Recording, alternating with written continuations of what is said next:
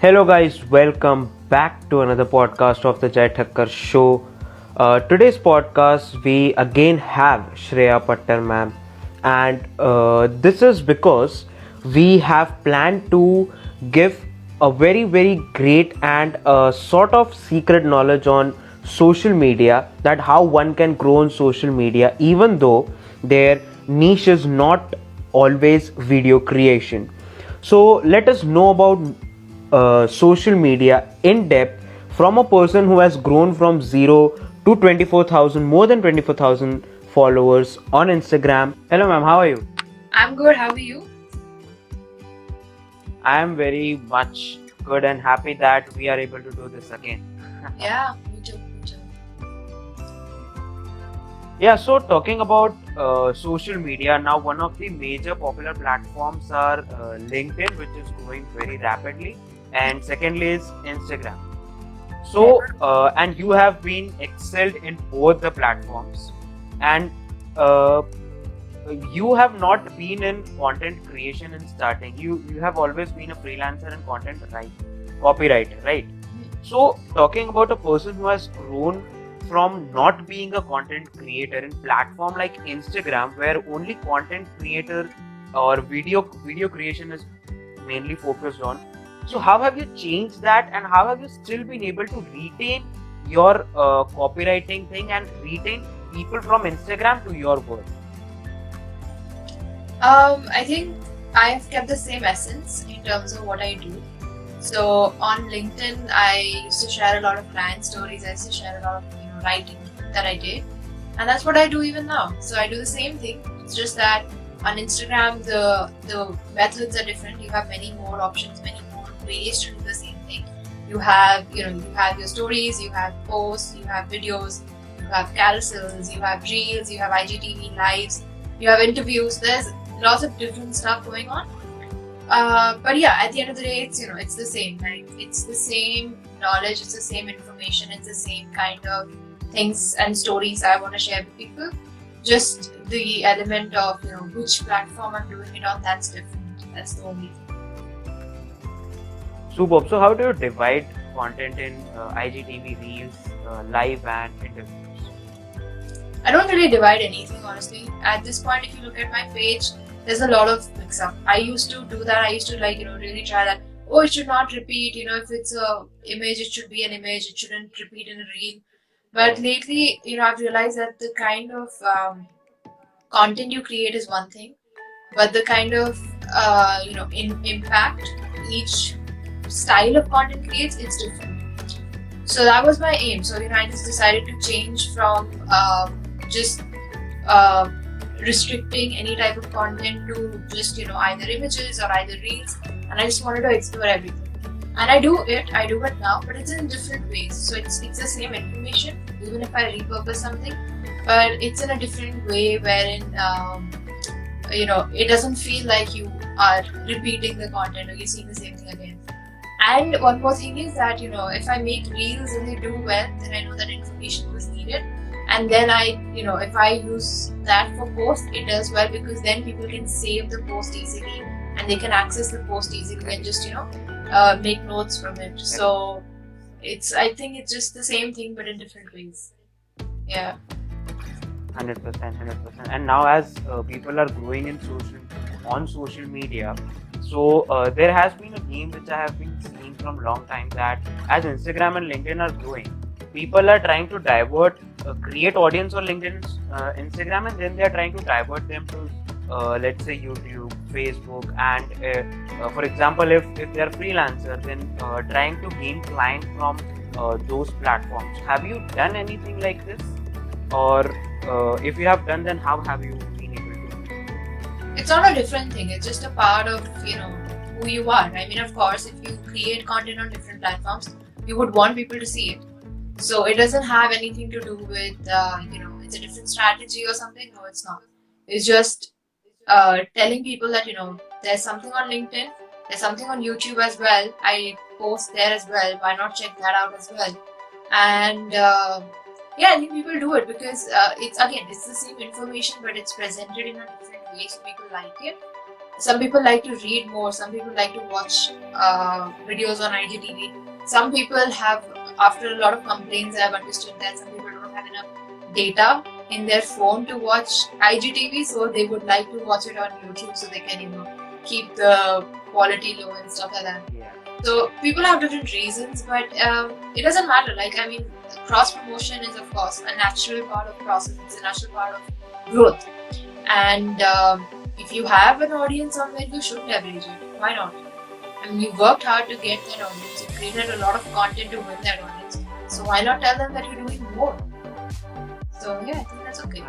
100%. And now, one major question which was going in my mind is about that you have sponsored few of your posts in starting when you were about 3K or 4K followers on Instagram. So I want to know what was that game about and how from there to 24K in around, I think, 3 or 4 months max to max. Yeah. So in that exponential growth, how that sponsorship has played a game? So sponsorship was a long back. By sponsorship, I mean paid ads. So I ran some paid ads. I didn't believe in them. I didn't know how they work, but I always thought that they're a waste of money.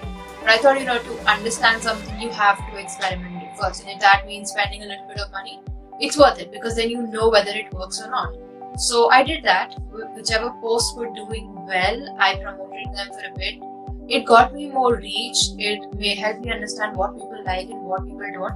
But the growth factor was not, as great as it could have been through something else. And of course, it was not sustainable because that's not what I wanted to do. I didn't want to keep promoting every single post. It's not a sustainable option for me right now at this point. So I focused more on creating more content, focused on things that I could do and things that I enjoy doing, other than things that, like promotions they were anyways a bit skeptical option for me because I didn't know how they work. I didn't know what I was doing. I asked around for some people, I asked around if anyone knows how to run ads, but then again, because I didn't, I didn't know how it works myself, so even telling somebody else to do it felt odd because I didn't know what they were doing, So yeah, so I stopped doing that, and then I got access to Reels pretty late. So I think it launched in India around 2 or 3 weeks earlier than here. So at that point, I was like, okay, if Reels comes, I'm going to do something. But then it didn't arrive for like 3 weeks. But once it did, I was like, okay, I'm going to make use of this because I can share a lot of information in 15 seconds. I know I can do it. And that's what I did. Just adapt it to whatever works. 100%. So, what will you advise a person to sponsor their work, or they should focus more on organic reach? What would be your advice from your experience?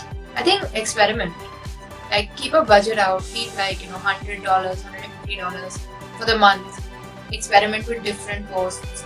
Promote for 1 day, promote for 2 days, promote the same post every single day for a week. Promote different posts every single day for a week. See what works best. See if you are getting the results you wanted from it. And if it works for you, then you should do it. And if you can afford it, of course, because it costs money to do that. But then, of course, yes, it's up to you. It's all about, what your goals are with your page. For me, it was about reaching more people. So I didn't really want followers at that point. I wanted more people. I wanted to see how they enjoy the content, how many people like it, how many people save it, how many people comment on it, how many people DM me from it, because I don't get as many followers, but if people see my post, I get a lot of messages asking follow-up questions. So that was my goal, to understand how people think and what people expect from my page. And yeah, so that's why I experimented with it. And then eventually I found that, like reels and carousels and my stories on my stories on Instagram stories, those work well. So I just stuck to it. Yeah. Great. And now coming to hashtags even on LinkedIn, on Facebook, on Twitter, on Instagram, hashtags have been all over social media. So what have you learned from hashtags? That what are the correct amount of hashtags to be placed in a post, and what kind of post? And please describe more on that. I think the only thing I've learned about hashtags is that nobody knows what they're doing. because I put up a story as well that I'm looking for people for hashtags, and everybody said it's an experimentation. We will have to test and try it, and then it won't work. That's fine. I mean, if that's the case, then I can do that too, right? When I can experiment. So I had someone for a bit, but it didn't work out. Like, I don't know, it just didn't work out, and I found someone else. Then I decided, you know what, let it be. Let's do it. Let's see if it works. It works. That's it. So I did it myself. Like, I do it myself. Sometimes it works. Sometimes it doesn't. Sometimes my hashtags get me like 5 views, 5 impressions. Sometimes they get me 5,000. So it really depends on that day, I think. I don't have any hacks for it. I just go with what is relevant to the post itself, and I know you're supposed to follow a lot of metrics as to how many people are following that hashtag and stuff, but I'm lazy when it comes to hashtags. I'm like, this is good enough, so I put it up. And I just keep checking. Like, I check some of my older posts, how the hashtags have done, if I had similar topics, and then if they have good results, then I use those again along with a new set. So before moving on, I just want to tell that if you guys have any questions, put it in the question and answer bar so that we can have those questions saved. We don't have to scroll every now and then for watching your questions, and we'll be taking your questions soon. So yeah, moving on. Posts on written content where you have grown a lot on LinkedIn. So what hacks have you got in LinkedIn in terms of what kind of post works more? Anything that can connect with the person, anything that a reader feels like, oh, this is something I can use, or they feel like, oh, this is something I have experienced, something I've been through. So it has to be either of those things. So if I give a tip, like lately I've been doing a lot of pro tips on LinkedIn as well, and on Reels as well, and that's something people can like start using right now. Like, if I tell you a tip right now, you can start doing it from this very minute. So people like that kind of stuff because they know it's actionable and they can get up and do it right away. And then there's the other kind, where I talk about, let's say, a deal that didn't work out, and then people can relate to it. Or I say, like, one of my recent posts was also about how I got paid on the call. So that was a different impact that people had. And then it was about aspiration, because reading that post, people felt, oh, I wish that I am in such a situation someday that somebody else pays me on the call. So either ways, it has to connect with some personal thing that the reader is going through, or that the reader can of course get up and use it now. That's the only secret there is. Yeah. 100%. So we have few questions. One question is that what are the strategies to attract people to your post? Promote it not in terms of paid. I mean, promote it on your stories. Keep promoting it, respond to people who comment on it, and link it up with different things. So you can even do like a different series, like you can do a series of posts where you talk about, let's say you talk about 3 tips every freelancer should know, and then every post has 1 tip. So then if people want to know the other 2, they have to go and check the other post. There's just some ways to get people to get people's attention towards your post, and then of course based on how the first slide is, or how the image is, how the content is, people will decide whether they want to scroll past it or whether they want to stop and see it or not. How to follow up when client says we don't require service at the moment. So just give them the contact. They already said that they don't require the service. You have the final thing from them. So now just tell them thank you for your time and I look forward to working. And you can follow up in like 2 or 3 months. You can just ask them about it, and you can say that, hey, I mean, we've spoken before. I was wondering if there's anything I can help you with right now, and I think that's enough. Yeah.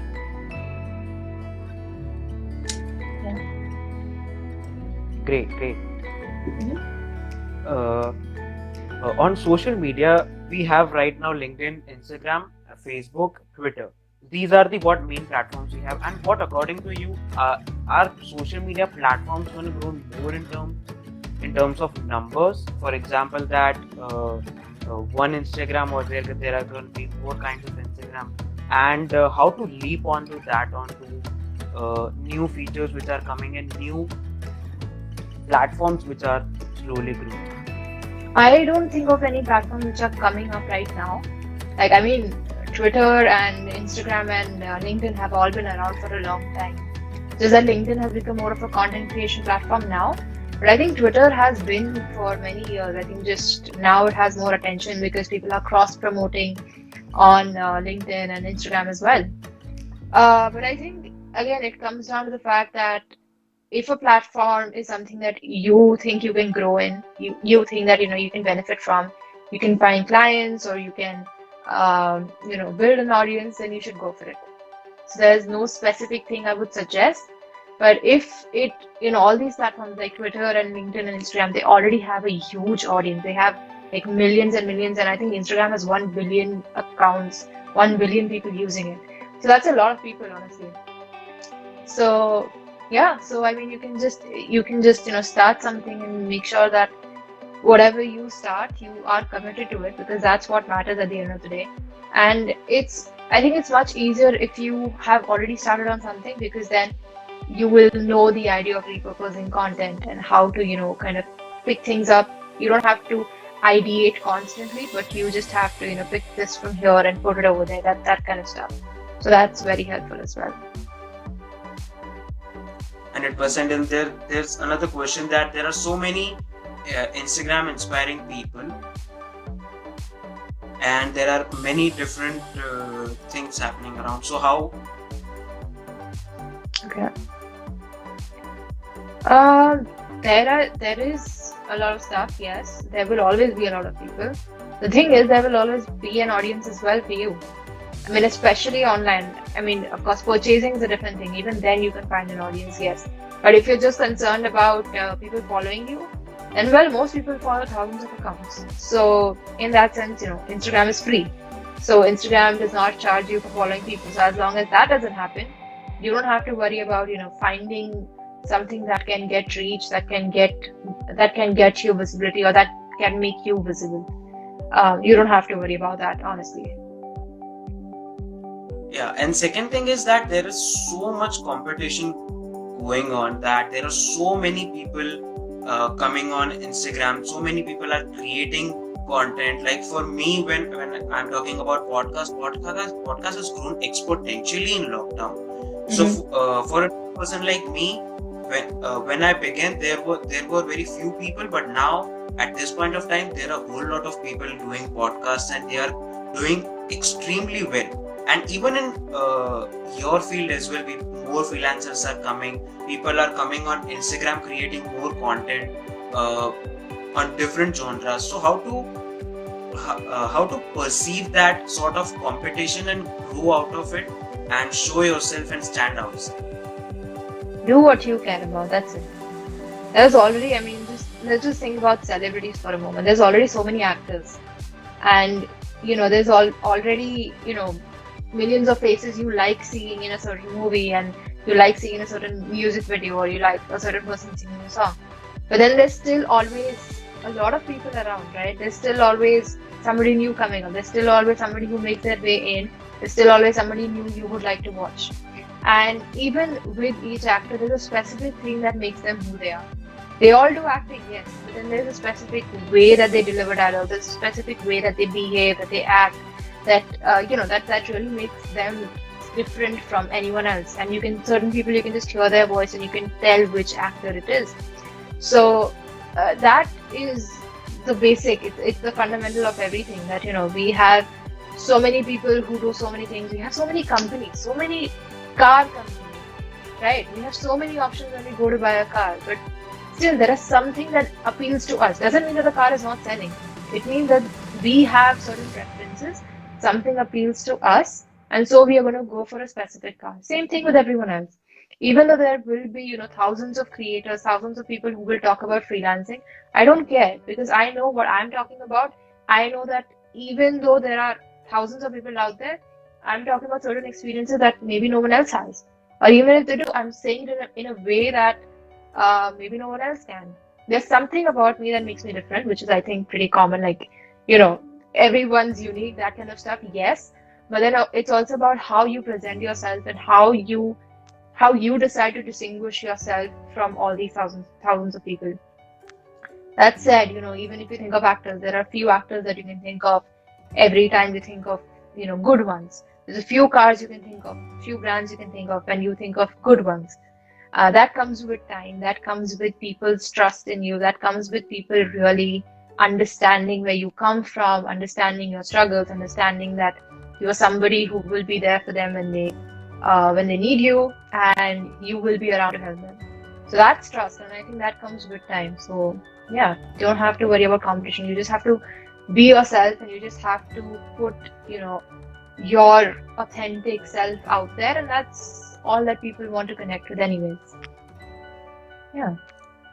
100%, 100%. And another question had struck in my mind is that when we are starting to build our brand or build our image on social media through our accounts, so many people say that we have to be very specific about what we put, specific about stories, contents, everything. And there's some people who try to connect with people in a different way by sharing their some personal life, some sort of personal life, like my day has gone like this, even though their content is not exactly related to it. So, Yeah. according to you, uh, what kind of experiments should we do in terms of connecting with people, or is it best way to just stick to your content and move on? I think we are formalizing it too much when we think of strategies and experiments. I mean, do what you want to do. I mean, I don't know. Does anyone want to know that I got a new map? But yeah, I put up on my story that I got a new map. I mean, who cares about that stuff? But still, I got so many messages that it looks so beautiful. Where did you get it from? And all of that kind of stuff. So, it's not because I'm experimenting. I'm not seeing whether people care about this. It's not. It's just something that I want to show because it's beautiful, and also, of course, because it's a brand collaboration. Yes, this map is from Trip Map World, very hashtag sponsored ad and whatnot. But still, I mean, nobody cares about it, right? Do they? I don't know. But yeah, I do it because I think it's fun and it's a sneak peek into my personal life, I guess. It's something that kind of it takes it one step ahead, because although I'm this person who will talk about content writing, freelancing, clients, and all of that, but I'm so much more. I have so many other skills. I have so much other expertise. I have an extremely fun side occasionally, on especially at least on social media, and I want to talk about that. And I think in general, a lot of people also. I mean, it also becomes about showing my complete life. It's not that I'm just sitting here, and it's not just Instagram, right? It's a lot of things. I go to the gym. I cook for myself. I have homework to do. I have movies that I want to watch. I have calls that I want to take. And I want to share that life with you because I mean, I just like doing it. And I think you should see that it's not about having time, because a lot of people say, "Oh, I don't have time. I have this and that." I'm like, look at my life. I have that too. You have to just prioritize things that matter to you. That's it. And I think it's a different kind of inspiration, because people realize, oh, she has like a very everyday life. She also gets up late in the morning. She also sleeps late in the night. She also does her assignments in the last minute. And she also cooks and she also eats like a normal person. And I think that's a different kind of inspiration for people as well, because they realize that, oh, I'm the same person. I can also do something that anything that I want to do. Yeah, that went too deep, but the idea is that I just like sharing stuff that I got. Yeah, that's why I do it. Thank you so Okay, much. so thank you so much for coming on this podcast, and thank you so much everyone for joining in and sending your questions and enjoying this. Yeah, So thanks to see you. everyone. Good questions, especially from, what is the name? 1 second, sorry. Zani. Good question. Zani. Okay, good questions. Yep. Okay, thanks, Jay. See you then. Bye-bye. Thank you so much. Bye.